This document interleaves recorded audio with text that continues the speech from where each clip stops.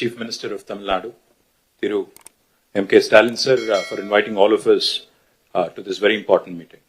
Honorable Chief Minister of Kerala, Shri Pinarayi Vijayan sir, Honorable Chief Minister of Telangana, Revanth Reddy Garu, Honorable Chief Minister of Punjab, Shri Bhagwan Singh Manji, Honorable former Chief Minister of Odisha, Shri Naveen Patnaik ji, my brother and Deputy Chief Minister of Tamil Nadu, Shri Udayanidhi Stalin ji, Deputy Chief Minister of Karnataka, Shri D.K. Shivkumar ji, and to all the representatives of various political parties from across India, I sincerely thank you for joining this very important meeting.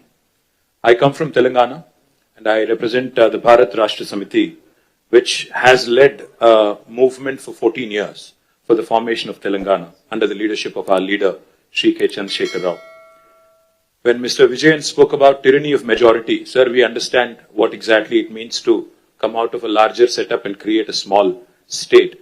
We fought against Delhi, and we fought against the forces for about 14 years to achieve our dream. A long fraught battle it was. We of course draw a lot of inspiration from the people of Tamil Nadu on how to preserve our identity and fight for our rights in a federal setup, because the whole Dravidian movement is a beacon of light for all of us across the country in terms of fighting for our rights and fighting for our spirit.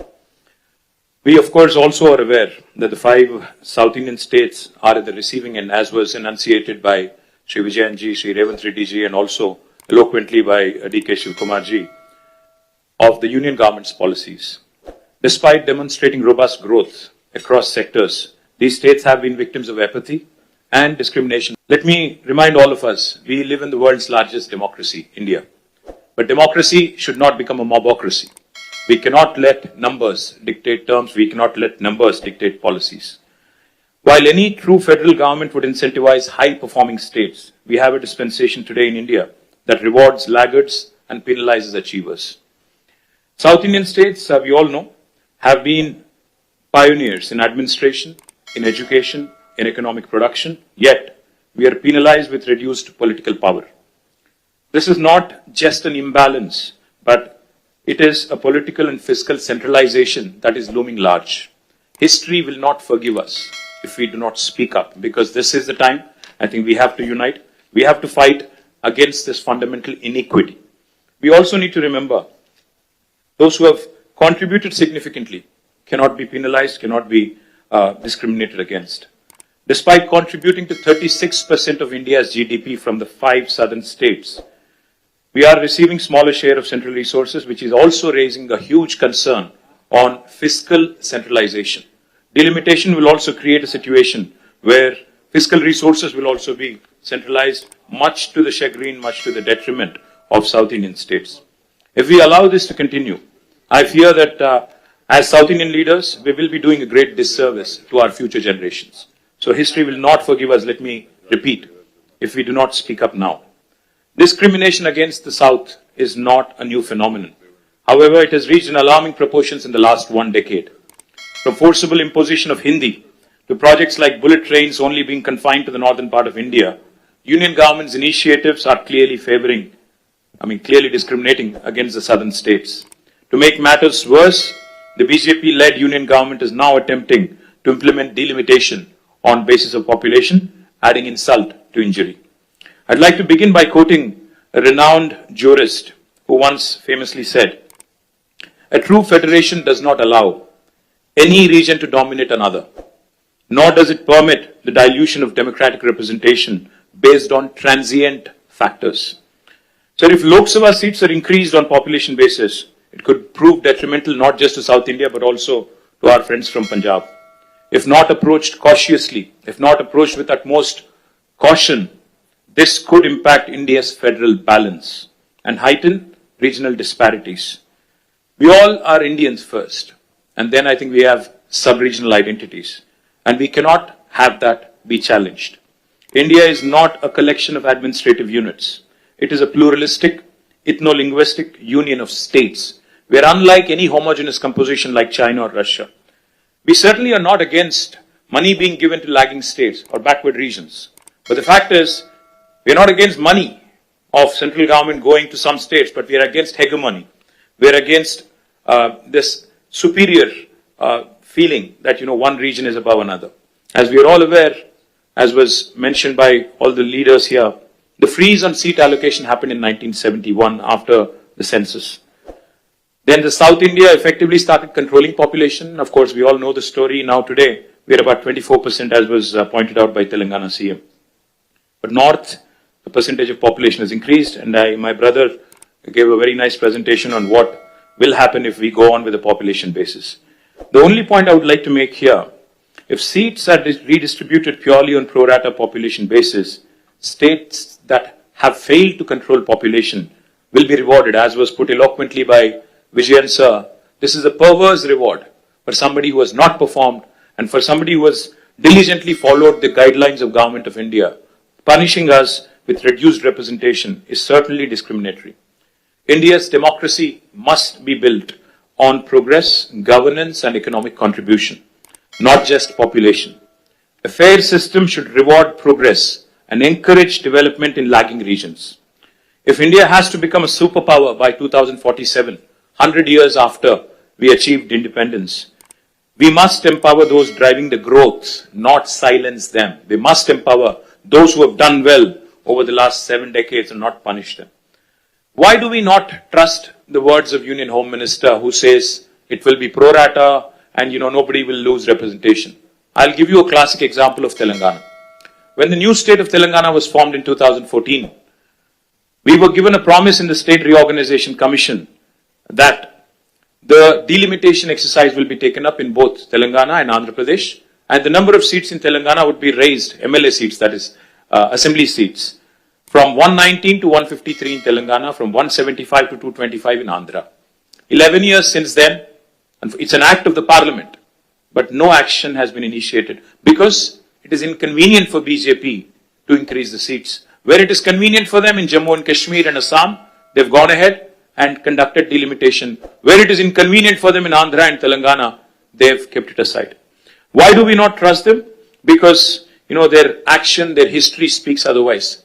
Today, the union government has indulged in cesses.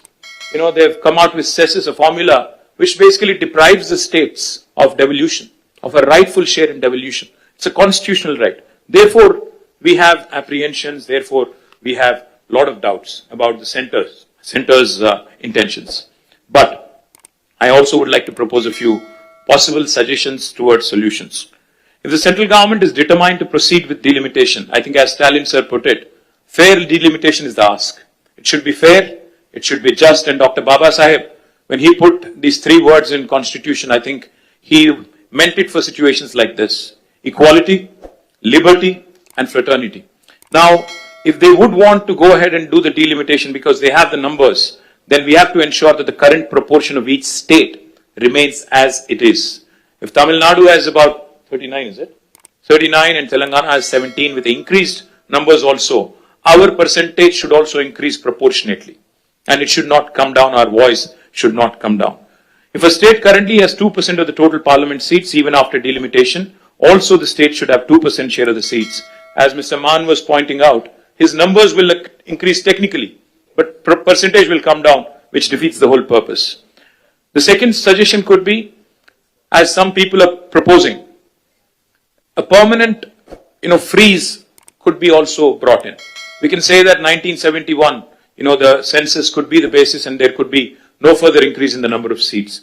Another alternative approach could be, again, this could be a radical solution. As one of my friends asked, what is the basis for Telangana CM's recommendation of 33%? I would say, if South India is contributing 36% to GDP, why don't you give us 36% of the voice in parliament? What is wrong? Why are you not rewarding those states that have performed exceptionally well in nation building? If nation building can happen by way of contribution from states, then why not reward those states that have done very well? Sir, I would only say fiscal contribution, I think, also has to be taken. It cannot just be population.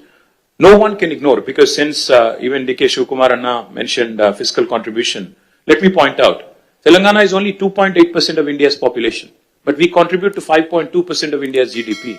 We're literally punching double our weight. We cannot be penalized, we cannot be snubbed, we cannot be undermined in terms of our voice in parliament which is a travesty of justice. One thing I would also like to add, and this is a possibly practical solution. Sir, a true representative democracy is one where people's voices are heard. Why is delimitation being proposed? Because population has increased and people's voices have to be heard. If people's voices have to be heard, increase the number of MLA seats in each state. You go ahead, increase the number of MLA seats, because typically MLAs are the first port of call for people, not MPs. MPs only voice concerns on larger national policies in Parliament. But MLAs are the first port of call. So I would propose that the national government come forward, union government come forward with a proposal. In lieu of increased population across the country, let us increase number of assembly seats in each state so that people are having more access to their MLAs, more decentralized setup. Also, I would like to say this is a fair formula because I think most states would be happy to see more representation.